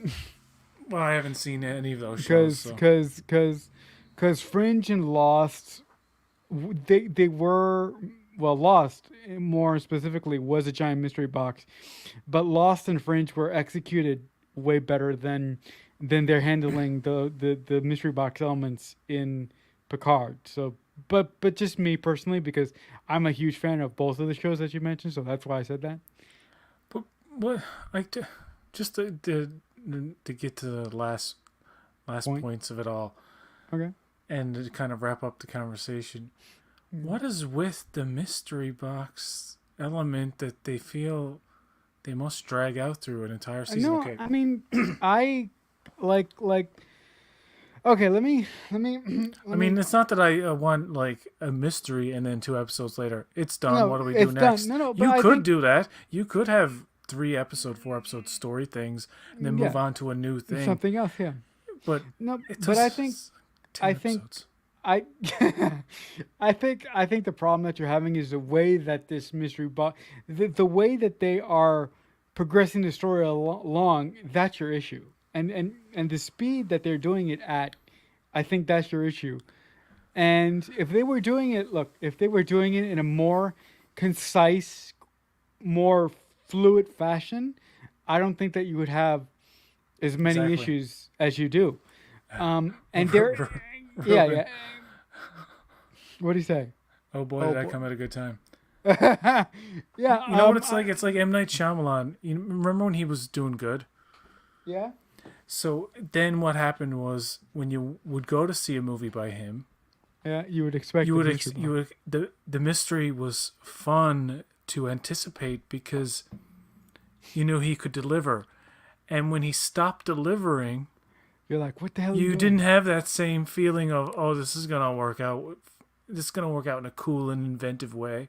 It's kind of like with Jordan Peele. I know I'm not giving him a lot of breathing room because he hasn't done a hell of a lot of movies. But Get Out is fantastic, and the way that movie works out, the way that movie ends, is just so good, right? Yeah. Then he has Us, and you're thinking, Ugh. well. Whatever's really going on here is going to be a cool thing, and then it's like, no, it's complete No, it's not. and utter nonsense. Makes no sense and no whatsoever. No. And so now I'm like, I will go into his next movie, with the half expectation. Where like, I know he could hit or miss. Like people aren't infallible. Like directors and creators are. Yeah. Like they're always trying to make something good and cool. Yeah. No, they are something that's entertaining, but it's fucking hard, man. It's hard to do. And so many things have been done before. Mm-hmm. Like, how do you make it so it's not a cliche or a repeat of something else? You kind of have to like go with the flow and like, okay, if we're gonna do Star Trek 4 meets First Contact meets this and that and the other thing, yeah, let's just really get into it. But it's like with Discovery, it's like the Red Angel, the Burn, and the 10C. Which, by the way, was probably the most coherent season. It's boring, but it's coherent. It's coherent. Once you get into these things where I know the mysteries aren't that exciting. I know the resolution is never fucking mind-blowing at all in any way, shape, or form.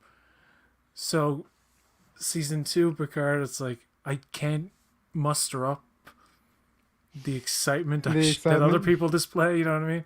Even though like it sounds like, well, why do you watch it then? I'm like, because I want to 'Cause have fun. I you're a Star do Trek actually fan. sometimes have fun, Yeah. believe it or not. No, I know, and you love Star Trek. So if you love Star Trek, even though you may not be happy with where it's going, you have to watch Star Trek because it's Star Trek. So That's a good point. The end of the 5th episode was like the opening of the first Mission Impossible movie. oh Yeah, actually thinking back on the first Mission Impossible, yeah, where it's like heavy surveillance and they got to be really like, quiet, yeah. and somebody gets crushed by an elevator. Oh yeah, Oh, Emilio Mila Estevez. Estevez, yeah, I guess so. By now. Every show is effectively a mystery box, but Trek has no idea how to do it in a cohesive way. Eh, Once I would, once you get into some like Discovery, yeah. I mean, both Discovery seasons 2 and 3 involve time travel, both in different ways, of course. And now you get Picard season 2, which involves time travel. time travel. None of it ever makes sense. It's either paradoxical or it's a different timeline Yeah. or it branches out. It never follows its own rules. It'll point out its own rules and But say it these never are the follows them." rules. We can't do butterflies everywhere. It's like, we don't care. Whoop. We don't care if the viewer cares either. It's more about, okay, we're just aiming to have a good time, and if we can accomplish that, at least that's something. We win. We win. We win, yeah. No, no, and I'm like, look, you just said it. Look, new Star Trek. I'm smart. Yeah, I like huh, science and math. Math Yeah. is power, people. Yeah. Power of math. Yeah, the power of Yeah. man. Yeah, Yay. yeah. I'm New Spock. Star, I like Yeah. science.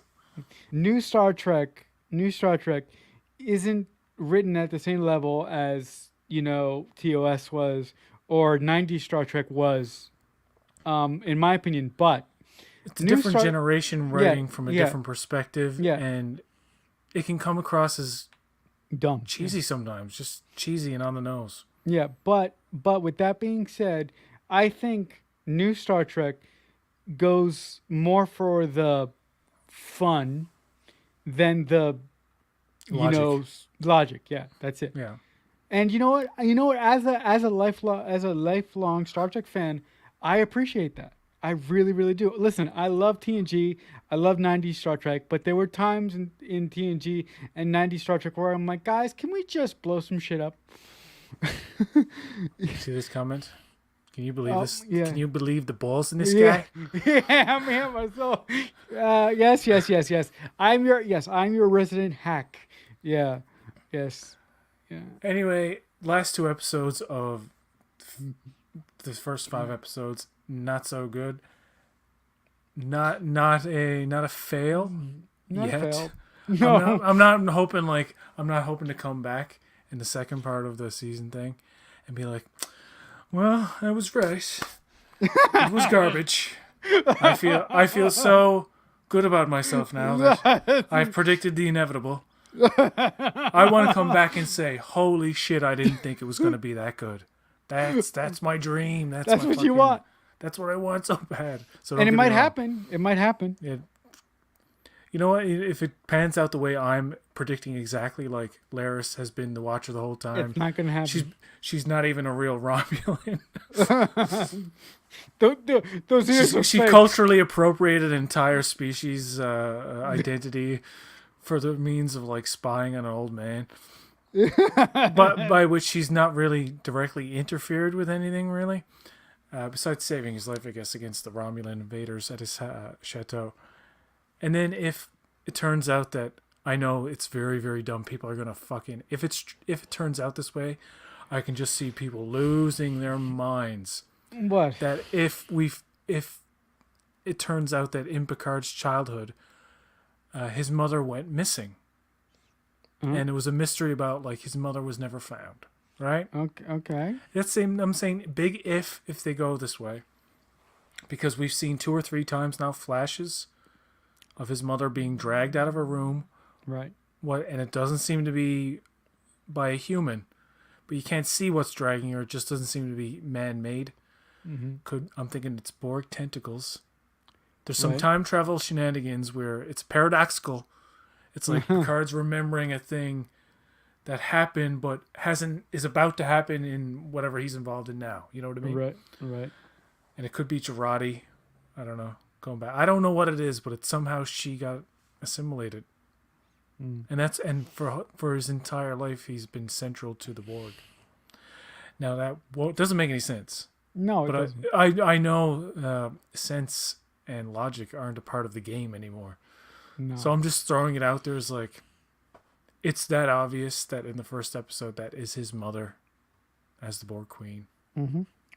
The face is covered for two reasons. It's Girardi or his mother. I would say it's his mother. Okay. I don't know who it is, but like I said, I am having so much fun at this point, and I'm really interested on where they're gonna go. If New Trek is supposed to be fun, then fun is dead. They Oh, come on, Ruben, keep up the positivity, but it's fine. Laris is going to turn out to be a robot, so she can grow up Picard and make a robot Borg. Oh Okay, my that- god, That's just good. silly. Tentacles, that's a different type of entertainment. I Yeah, guess. yeah, yeah. But it was, it was fun. It was. All right, I think we've reached the natural conclusion to this conversation. Yeah. That we hate everything and everything sucks. No, I don't know. No, I don't know. I don't think It's we fun hate to it. talk about at least. You know Yeah. what I mean? Like, if you know what, if the next next 5 episodes are like, Great. no, I mean if they're good, if they're bad, but they're not boring, that's something. That's how Yeah. low my expectations are from my.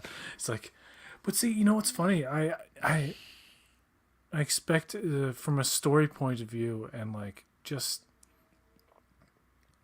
more from the animated. So like Prodigy as a compelling story, and not to Yeah. get too much into other stuff, but like Lower Decks is fun, and I don't know. It feels weird to kind of sit here and just. No, I like the approach we've done because it's like we're laughing at it. We're laughing Yeah. at the stuff we're complaining about, as opposed to being like, Uh, fucking shit, I hate my life, bro. yeah, Mom, yeah, give me yeah. some more milk. Yeah, yeah. We're Shut up, Mom. Yeah. Actually, but you know what? I hate your boyfriend. Look. He's my age. No, go ahead. I think that in this conversation, we were on different sides. Like you were a little bit more critical and a little bit more negative, and I was the positive. You one were a trying little bit country, and I was a little bit rock and roll. Yeah. I'm joking. I like that. You're a little more laid back with your assessment of it, and I'm more like, yeah. I demand better. I demand better. No, but again, I had these issues like you had these issues, but I let them. Was a little bit more lenient on them than you were, and I'm just having fun with Picard, and I think it's going to be good. I think moving forward, this season is going to be fun.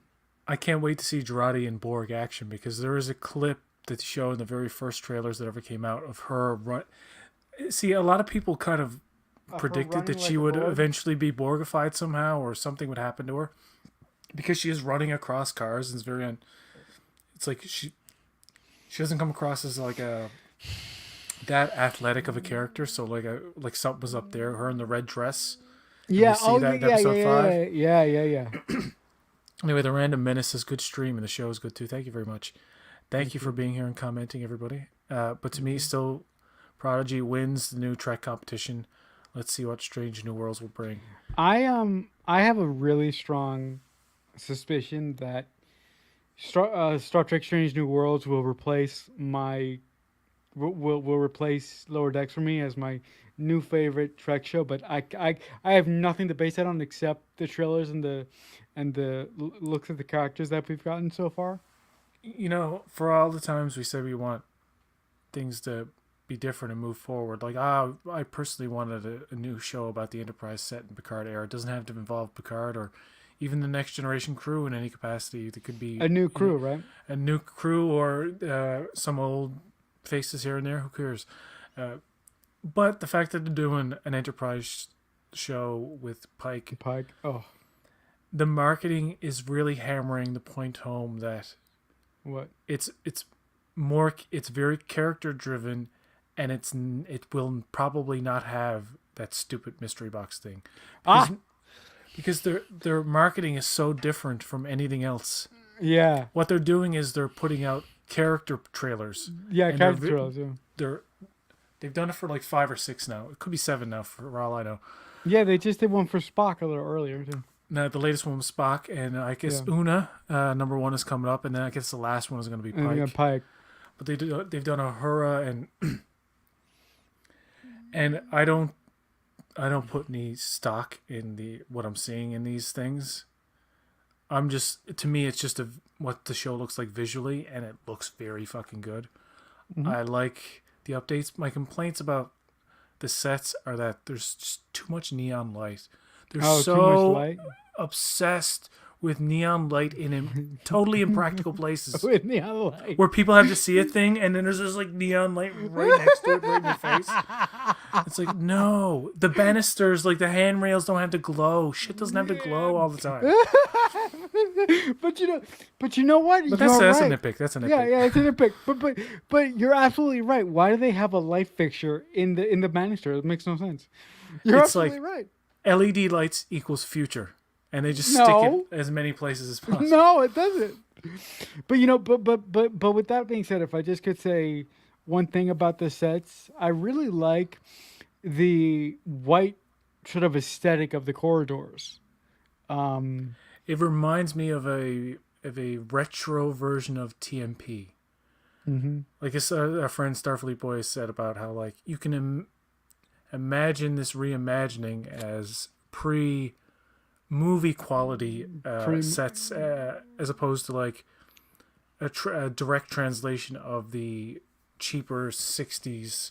I say cheaper, but not cheap, but cheaper. Right. Kind of Lower TV grade budget 60. sets. Yeah. So if you were to imagine TMP and like what was the Enterprise like all these years before the refits and it's like, this kind of jives, except you look at the bridge in 1979's motion picture, that looks very old and dated. It looks very 70s and Yeah, it does. and that would that's I understand the reimagining. I just think they sometimes go overboard with the lights Neon lights. and the shininess. Every surface has to reflect everything. It's like, okay, everything has to look like it's spotless. Like Mr. Clean, Mr. Clean. Okay.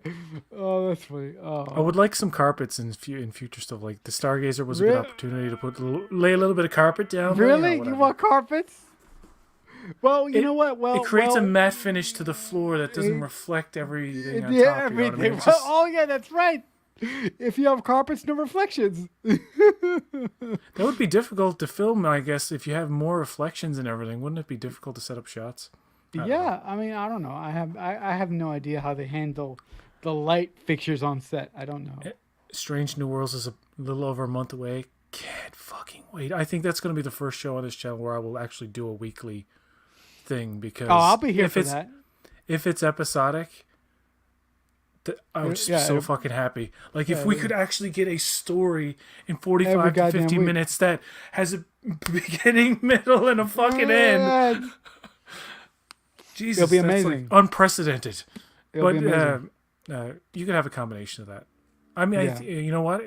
I think if Strange New Worlds is well received, Oh god. I mean, it will be just automatically Yeah. by a certain group, and that's fine. If people Yeah. want to love it for what it is and not really look for fault. I'm not looking for fault, but if something sticks out like a sore thumb, it's really illogical or stupid. People are going to It's gonna talk about annoy it. you. No, but the other thing that a lot of people are not talking about with Stranger Worlds is it's already gotten the green light from CBS for season 2. So that shows you that CBS is very happy and confident with what Akiba Goldsman, Alf Kurtzman have done with Strange New Worlds already.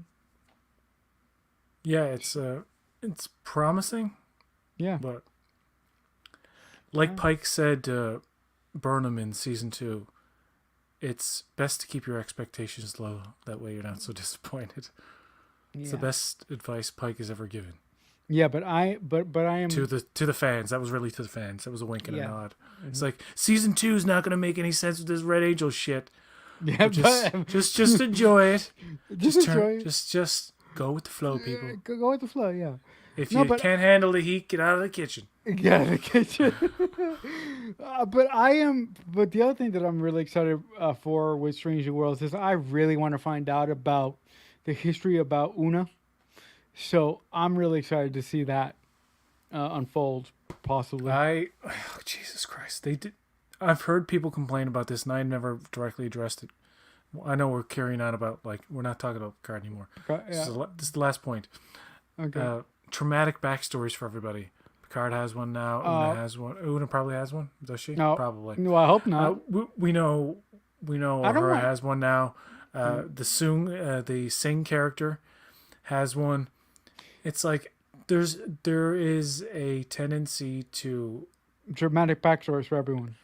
Yeah, it's like how do we make this character more interesting? Parents died tragically. Okay, how do we make this other character in this new Trek show? How do we make them more interesting? Well, the parents were murdered, obviously. We'll make everybody fucking Bruce Wayne. But or barely survived an attack. Like Burnham's story was a thing where you thought her parents were dead. Her account of what happened with her and her mother and her Klingons was completely retconned in the later season, but it was completely. But wouldn't it be cool if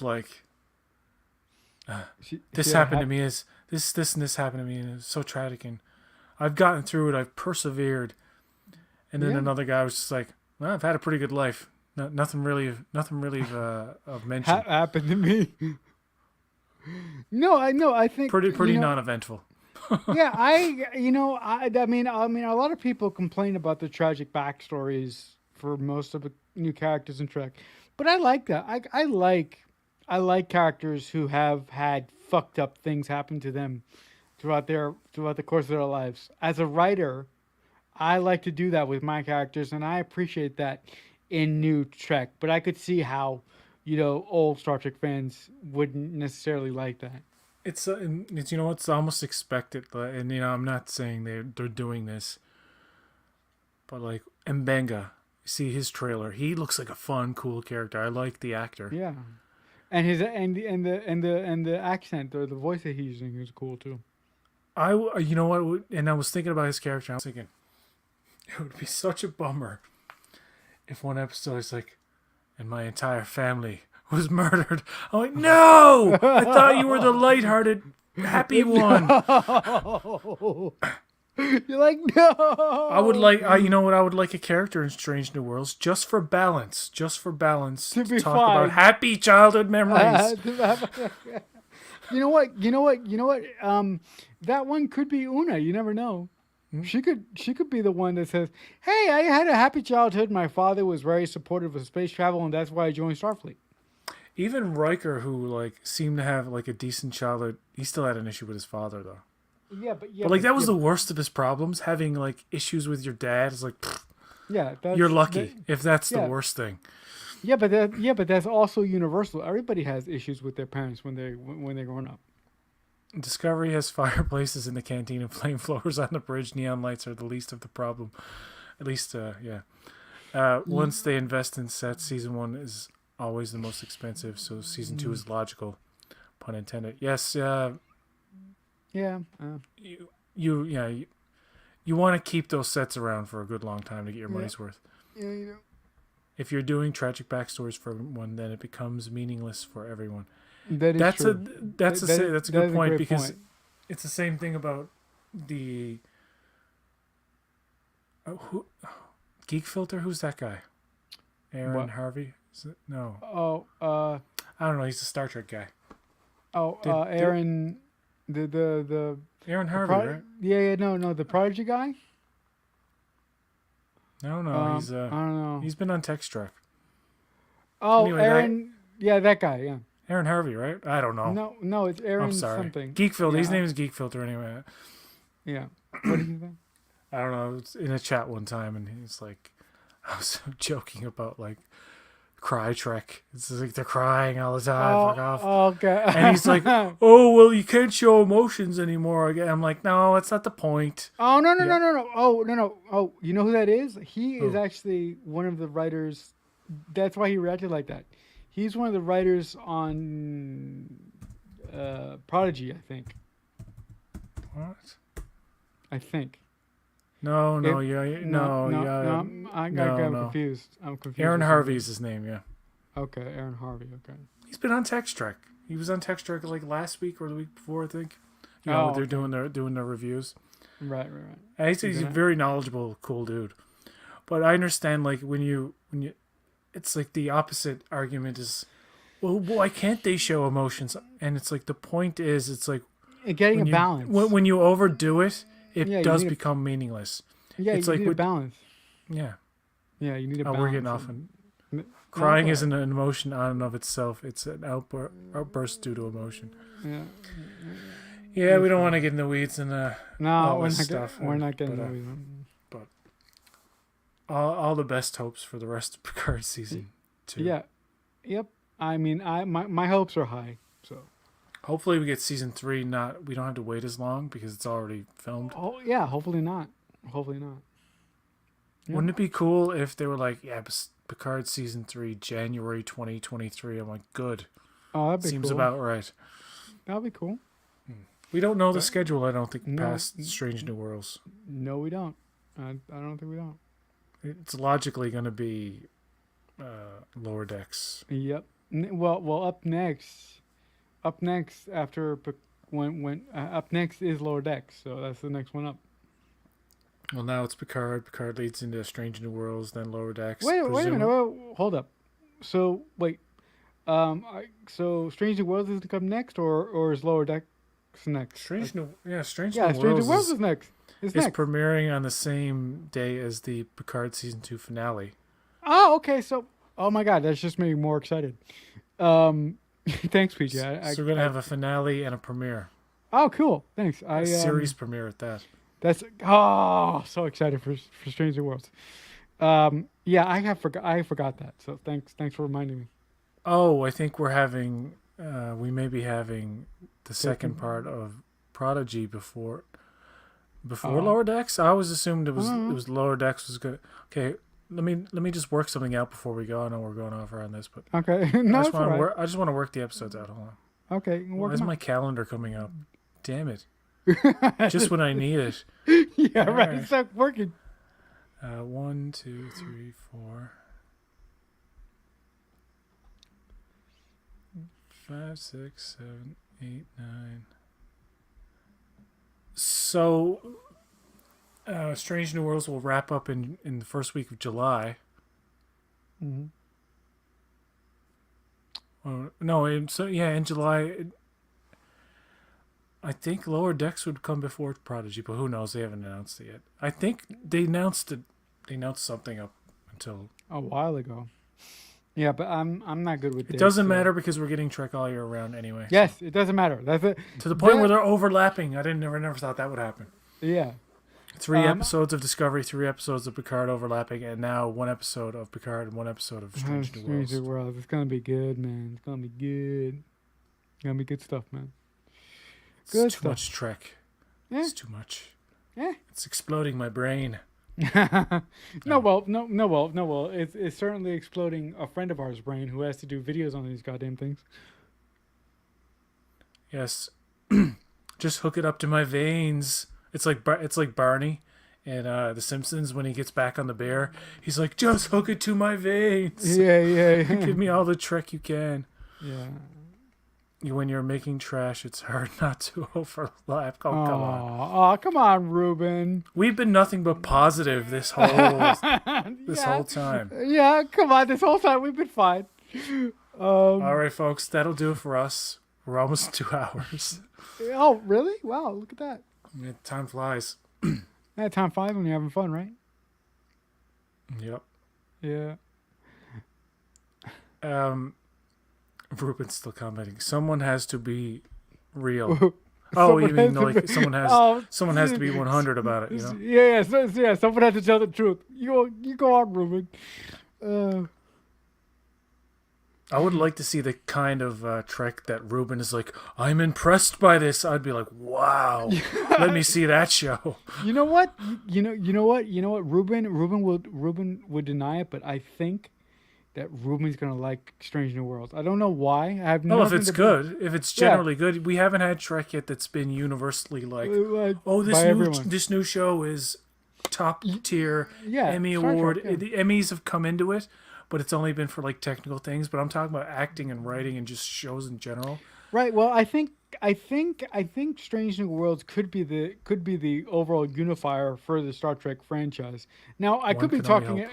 yeah, I could be talking out of my ass, but I think that show has the potential to be that. I remember, I think it was like an after Starfleet Boy After Dark or something. Strange New Worlds came up, and I was like, yeah, it could be the unifying. I was saying and right at the end of it, I was like, yeah, but it's probably going to be crap. It's like that's how I left it. No, no, no. I remember one time I bitched really hard about like What? Picard. one of the many episodes of that he's done. Where Yeah, I was like when you really lost your- fucking bitching about Picard to where Yeah, other yeah, people were like, whoa. They were looking at yeah. me like Will Smith after he slapped Chris Rock. It's like, dude, calm down. No, I know. I remember. I was there that night when you lost your mind. I was there.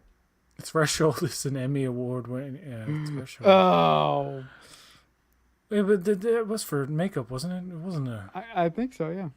Strange New Worlds looks mostly promising, but Kurtzman is a horrible story. Well, he's not really a storyteller. He's the guy who employs the storytellers.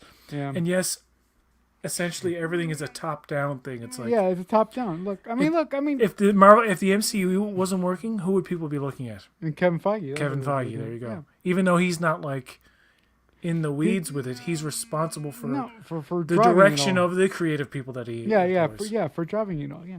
Yeah, so yeah, you can have your worries about Kurtzman.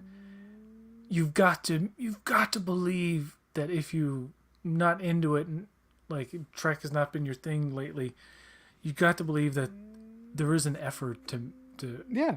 to really attract New all those people. Yeah. new people, No, and the think fans that have been disillusioned. Maybe whether that will ever happen or not, who knows? Who knows? no. I think that look. I can't speak to what Ruben is saying because Alex Kurtzman is one of my guys, and I love new Star Trek for the most part. So I can't speak to what Ruben is saying, but I appreciate that this new era of Star Trek is bringing in so many new people, and is introducing so many new people to Star Trek that these people will go, will go back and see Deep Space Nine, Voyager, Enterprise, the movies. I appreciate that this era of new Star Trek is an introduction point to so many new fans, and I really appreciate that. And then they're like, I want to discover DS9 and Voyager. Well, they know all of it, like TNG. Yeah. Like, oh, okay, TOS and TNG, yeah, it looks good. Then they get to standard definition, and they were like born in 2002 or something. Like, Yeah. what is this? What the hell? Why is it blurry? I can't watch this. I can't watch this. They It's did. awful. They didn't even go through the trouble paying hundreds and no, well, not hundreds, tens of millions of dollars to remaster it. Yeah. Yeah. Is it bringing in new people? Where's the evidence? I think what the new people it will bring in, which is not like I don't think it's like droves, but No? people who this is the first kind of stuff that they're getting into, will probably naturally want to go back and look at the old stuff, and they may find the old stuff is like, oh well, this is way better, or it's not for me. I like the new. The new stuff, yeah. At this point, there's a flavor for everybody, I guess. But yeah, Ice cream, like I said, it's ice cream. exactly. It's Star Trek ice cream. That's what it is. That's the best way to end it. Ice cream is good. Have Yeah. some if you're feeling sad. Yeah. Or If you're ice an cream Star Trek. astronaut and they're sending you up there all alone with no support from a co-pilot, Yeah, have some ice eat cream. some ice cream, and you will feel just fine. Yeah. Anyway, thank you, Marcelo, for being here, and No, thank you. It was fun. until next time, folks. Live long and prosper.